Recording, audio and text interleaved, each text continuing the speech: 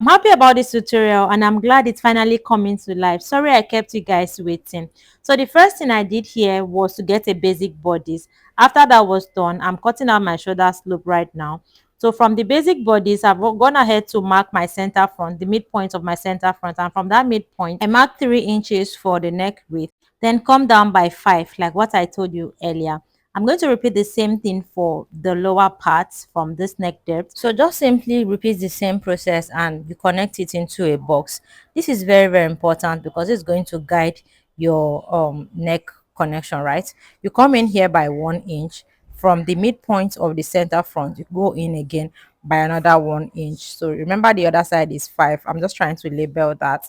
So this part, you're going to divide what you have here, the depth, by 2, then come in from this side, come out by 0.5 and connect it to this 1 inch point like this. So at this point, this is where you're determining your neck depth, right? You can decide to do 6, 7, whatever you want to use as your neck depth, but this is where you're basically going to determine that. Okay, so there I'm just trying to reconnect it, right?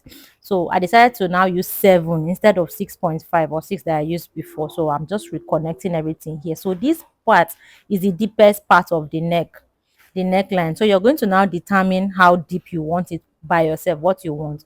Now from this center front, from that part, you're going up by 1.5.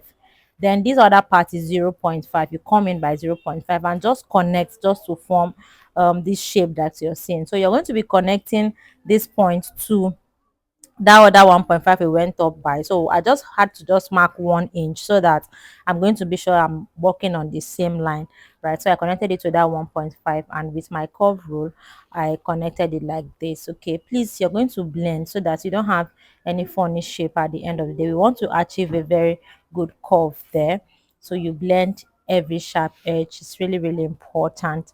Now the main deal, we are taking 0.25 to eliminate gaping for the neckline. 0.25 on both sides, that's a total of 0.5 inch. So we're taking a 0.25 on both sides and we are going to be closing it like this. We'll do that for this part and we are also doing it for this other side. So from this angle, just mark a straight line, then mark out 0.25 on both sides, then you close it. This is going to avoid your neckline from gaping. Do you get? So by the time you are done with this part, it's very, very important. Please pay attention to this other area. You can see a distortion there, so you're going to connect it. And please, when you are connecting, make sure that you're not using this. My other part now is flat. Okay, what I connected there is flat. So although I corrected it, you're still going to see it.